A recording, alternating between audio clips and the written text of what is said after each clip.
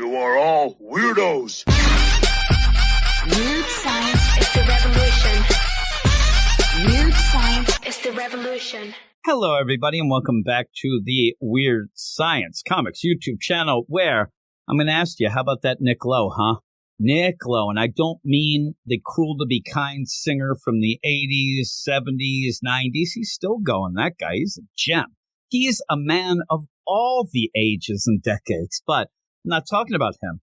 I'm talking about the Nick Lowe from Marvel, the SpiderMan editor and resident douchebag, Nick Lowe. That's the Nick Lowe that we're stuck with, unfortunately. And he got on Twitter today, and I think he thought he was being a little funny. He's going to make fun of some fans. Maybe he thought nobody would see it, because I saw the action he gets on his Twitter page. It's not great, I'm telling you. For the amount of followers he gets on the page, it's not much at all. So maybe he thought this was going to be one of those, like, wink winks at the people who are his fans. And who's actually a fan of an editor? I mean, seriously, the editor to me is like an umpire in baseball. You only notice them when they screw up. And unfortunately, I'm noticing a lot of these editors more and more lately. But the idea that he throws this out there and kind of pokes fun at what I think is not hate, but more frustration at the current run of Amazing Spider-Man by Zeb Wells. And I'll get to the tweet in a second. We'll start by just talking a little bit about the Zeb Wells run. You end up having the mystery box storytelling. What happened to Peter and Mary Jane in York, PA? Well, I'll tell you, I've been to York, PA a bunch of times. Nothing good ever happens there. The best thing to do in York, PA is get the hell out of York, PA. I'm telling you, take that, York. But the whole play of why does Mary Jane have Paul and the kids? Why does everybody hate Peter? All of that stuff that started the run and then just was kind of placed aside, but always visible. And that's the thing. Some people were talking like, oh, we never got anything from it. No, I disagree. What we got from it was we'd see Mary Jane with the kids, and it would annoy us because we didn't know what that was about. We'd see Mary Jane with Paul, annoys us. Peter mentions everybody hates me, annoys us because we never were told why. And it just went on and on and on. Then that story gets all up and down and all over the place. Now, finally, with issue 21, we start the reveal arc, which I don't know about everybody, but that annoys me too, that we have to go through 5 issues to actually find out what we've been waiting 20 issues for. But at least we're getting to that. So what ends up happening, a lot of people are frustrated because it seems like such an easy thing to give fans. Peter and Mary Jane together. I still think that this was their weird roundabout way to have Zeb Wells get them back to a bit of a status quo at issue 25 and then wait for the applause, even though you didn't do what everybody really wants, but you fixed your own mess up. And I do not applaud people for fixing their own mess ups. I just don't. And that's what I think we're going to get. So we'll wait for that. We'll see if I'm right there. But the big play with Spider-Man is it sells. It always sells. If Spider-Man doesn't sell, Marvel Comics is in big trouble. It's like DC and Batman. Batman and Spider-Man sell. They always will. I remember one of the big plays was when Scott Snyder and Rob Liefeld got in a fight. And Scott Snyder tried to flex a little, saying that the sales of the Batman were great. And Rob Liefeld just dashed him down and said, that's not you, dude. That's Batman.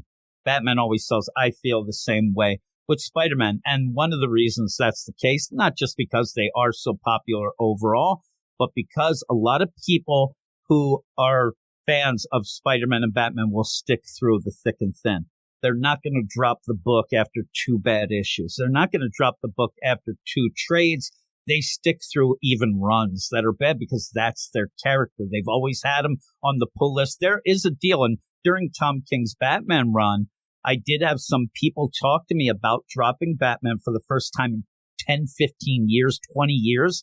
And it was like they lost a family member. It was like it was the thing. It was ripped from them, but they couldn't support it. It finally got to the point. And again, you want to talk about when that really was that issue 50 of A Failed Wedding. When you end up having characters that you think should be together and it looks like and then it's ripped away, people lose their minds. And I think it's even more with Mary Jane and Peter. So all this seems very easy to do. It seems like fans are frustrated because it's so easy. And I think that in the end, we'll get to the tweet, I promise.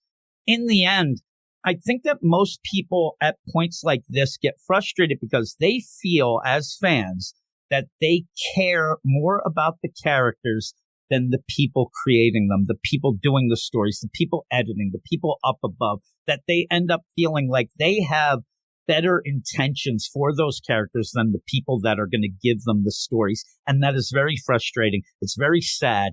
And like I said, if it gets to the point where you drop the book that you've always had, you're pretty much giving up on comics, and people don't want to do that. So all that said and done, we've established that Spider-Man and Batman always sell. So what is the tweet I'm talking about? Well, it's Nick Lowe kind of gloating about sales, but it's not even sales. He's gloating about Spider-Man getting second printings.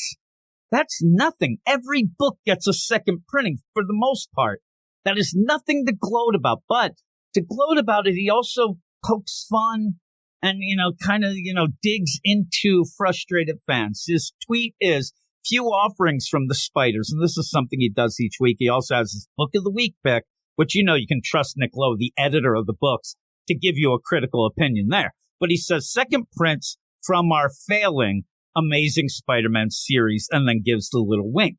Now, I'm surprised he didn't put failing in quotes. And when he doesn't, maybe it is. But I think critically, or at least fandom-wise, it is failing. But again, it'll always sell. And that's where I think he gets on his high horse with his big dick energy, because all he has to say at the end is, well, it is selling. The people complaining, they're the minority and they're nothing. And he thinks that this isn't real.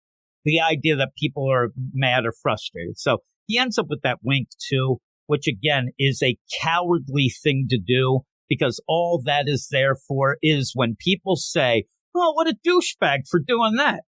Oh, I was just joking. I winked. You see the wink. I was joking, right? And it punch you right in that winky wink right there. Boom is what you do. And so it's frustrating. It's just bad. But I think there's a reason he did this. We'll do this quick. But the week before, last week, he ended up tweeting out a deal of his Book of the Week. That's why I brought it up. So my Book of the Week as editor of the book is Amazing Spider-Man 21. Huge story. We're finally getting to the deal. And man, people are going to be impressed. So the issue comes out. People weren't impressed. I think a lot of people in general just are like, well, thank God we're finally going to get an answer, but we're going to take a while to get there. A bunch of issues. Call me when, we get to that point, and I hope that it's worth it. And that's not hateful or hurtful. It's just people, you've been stringing them along too much, and then you get a callback, Rabin, a Zeb Wells character from 14 years ago. This is not going to be something that people are down at the Five and Dime talking about. So with all that going on, they're still frustrated, but at least we're getting somewhere. But when he did have that tweet, people gave it to Nick Lowe. And they're like, oh man, this sucks, all that. And I think that he's reacting a lot to that. I also think that he thinks when he does this, that all those Spider-Man fans out there who are buying the book, they all love it, he thinks. They're going to come in like knights in shining armor to defend him if those people end up getting upset. Now, just to point out, Nick Lowe does not have any action going on his Twitter. Nobody really pays attention. I mean, here's what happens after any of his tweets. That's it. You end up where nobody sees. You ended up having this tweet go out at 9:59 a.m. and I ended up taking the screenshot at 4:30, and you had 4 retweets, just 4 standard retweets and 29 likes. That's pathetic. And it's being seen almost 10,000 times by that point. So people either are like, I don't care about this, which is sad, or they're like, yeah, I'm not going to get involved with that. But they're obviously not like, oh man, that's cool. I'm going to retweet that and I'm going to show these people arguing and saying it's bad. No. And the reaction to this tweet was 99.9% just negative. And I'm going to say negative. I'm not going to say hurtful, because I do give kudos to a lot of people who ended up responding to this, that they actually expressed their frustration, some a little tougher than others, but it didn't feel like, a lot of, you suck, jerk. Like, there's not a lot. There's more of just, come on, this stinks. You got to recognize this. We got to do something. And yeah, there were a couple positive ones. And the people didn't attack the people who said, hey, I like this. Or am I the only one who likes this? They're like, okay, well, that's cool. I give them a lot of credit from a lot of things like this. I think that they pretty much held their deal here. But I'll read some of the tweets that were, replies back to this deal. Nick Lowe just sitting there crowing about a second printing on SpiderMan. You have, does a second print improve the story or is it still terrible? And just that these are dark web issues too. So that gets another level of shittiness on that. But you end up having, Nick, this crap you call a story could get 1,000 reprints. It's still going to be crappy. Admit the direction given to the characters is the worst possible and improve as an editor. All right. You end up, one guy says Spider-Man has been so good. Nobody attacked that person. Pretty good. But this one, I wonder if it's one where you have Nick Lowe like, oh, right, another positive. I like when Chasm turned into Devilman. I don't know. I'll take that as a win. Isn't Dark Web was a garbage story. Sorry. Like I said, I mean, it's not as over the top hateful than I've seen for a lot. But then one guy says, bro, come on, every book gets second printings now. Go be an editor or do something, man. GD. All right. One person says, congrats, and nobody attacked them. And then did you just admit that you're more into sales?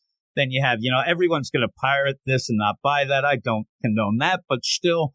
And you end up, one more day got a select edition hardcover. Story sucks ass still. Reprints don't mean shit.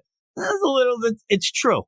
It's true. And then somebody, some sexy guy ended up saying a second printing of a Spider-Man book. I can't believe it. What I've learned today, you've heard the criticism. You don't care what a bunch of fans think. And instead of listening, you enjoy taunting them. And then, a select GIF there. Maybe I was the most hateful one. I don't know. I got really upset at this. Just the idea of almost feeling like we've been made fun of this whole run. And now he does that. It wasn't so horrible, but it just ended up getting under my skin. And it would be easy for these things. And we talk about this, and we even go, and I'll tie it into some of the manga talk that I've had with people where if you are a fan of manga and pay attention to the mangakas, the people who create it, even the editors, the whole deal, they go out of their way to thank you because it's such an honor for them to have you read the book. Do I think all of them mean that? No. I just think that is how they play it. And I don't mind that. If you're going to be fake it good and just thank people. Thank people. Don't yell out and poke other people and try to start fights. That's not the way. We've already alienated so many comic book fans. You can't afford to keep doing that. And eventually, and I said, Spider-Man sales, they're always up there, right? The only time you hear about Spider-Man sales is if they go down. You keep doing this shit and they're going to go down eventually. They really will. And then you'll be left with your cock in your hand, not knowing what the hell's going on. I don't want to get blue here or anything. You know what I mean? But still, right in your hand. So all of this going down, I'm going to give a couple little tips to Nick Lowe if he watches this of how you should tweet things out. I'm not the expert, but I think that I could at least fake the funk in this sort of deal. I mean, I am a psychopath and I get through the day pretending to have emotions, so I can pretend that I'm happy on the Twitters as well. You get such tweets like you have, I'll get, hey, everyone, we don't give a shit about fans. We only, oh, no, that's not a good one, but it ends good. Also, Jim from Weird Science Comics is a handsome man. See? Positive. That's how you end things positive. But for real, you should just tweet out, thanks everyone for your continued support of Spider-Man. If you couldn't get your hands on recent issues, more printings are on the way. Plus, Jim at Weird Science Comics is a handsome guy. See, you got two positives, always make more positives, right? So you have that, and yeah, I'll admit it. Thank you, Nick Lowe. I mean, finally, Nick Lowe realizes one thing is the truth is that I'm a handsome fella. Thank you, Nick Lowe. I appreciate it. But right there, what you do with that tweet that I just made up, just you get this play where You thank people who are supporting your book, but you're also giving the illusion that everybody loves it and it's hard to get. So maybe, it's hard to, I'm going to grab this then. You don't end up being hateful or negative in that. Nick Lowe does not need to be negative at all. Leave that to us. And if somebody is mean about it, if somebody doesn't like your book, eventually just think of why that is. Don't just fight sight unseen. Don't go, and this is why I say some of the fights that go on Twitter and some of the phrases that are used from both sides of the fight. When you do that sort of thing, it has now clouded the whole playing field of what really is criticism and what really should. Most people now just, they're hateful. But that's not the case. This is more frustration. And I wish they could see through that haze. I wish that they could go and see that this isn't just people yelling about, something that they want. No, this is frustration. This is a character that they know and love, and they see the character is not being handled with care or even cared about as much as they do. And that's sad. That is really, really sad. And just to throw it in, some of the tweets, when I said they had that book of the week, and a lot of the tweets in that, they kind of were pointed tweets, but it was the idea, hey, no, the book of the week is Flash, because Flash is written by Jeremy Adams, somebody who loves the character and wants to engage with fans. There were a bunch of tweets like that. And I think that people at this point are starting to recognize that more and more. It's less of an all-out war, and now it's more of the idea of let me see the people out there that really do care and that care about the fans, things like that. And Jeremy Adams is one of the guys who is doing it the right way, not fighting with fans, actually engaging with them to make it feel like he may care about Wally West that he's writing, but he also cares about me. He cares about me, it seems. But this is more about Nick Lowe. So with all that, I hope that this wasn't convoluted or whatnot. It's just kind of a spur of the moment frustration type of deal. I hope everybody liked this. The first time that I've done anything like this and just ended up, I think I'll record something. So hopefully everybody likes it. It's just a little side deal. But yeah, let me know what you think. Let me know what you think about Amazing Spider-Man. And again, if you like it, let me know. I'm not going to yell at you or call you anything because you like a book. And even if it's a book that I think is the worst, I might argue points with you, but I respect that you like it. And actually, when people tell me there's a lot of books that I just don't like, even writers that I just don't like. But when people end up liking them, I almost feel jealous because I want to like them as well. I just end up, I can't because of something going on that I don't like personally. But I do end up a lot of times thinking, man, I wish that I could like that. Wish that I could like Tom King's writing because people seem to really connect with it. I just don't. So just remember that when you go out and about and talk to people about comics, everybody has their favorite deal. Everybody's passionate about something.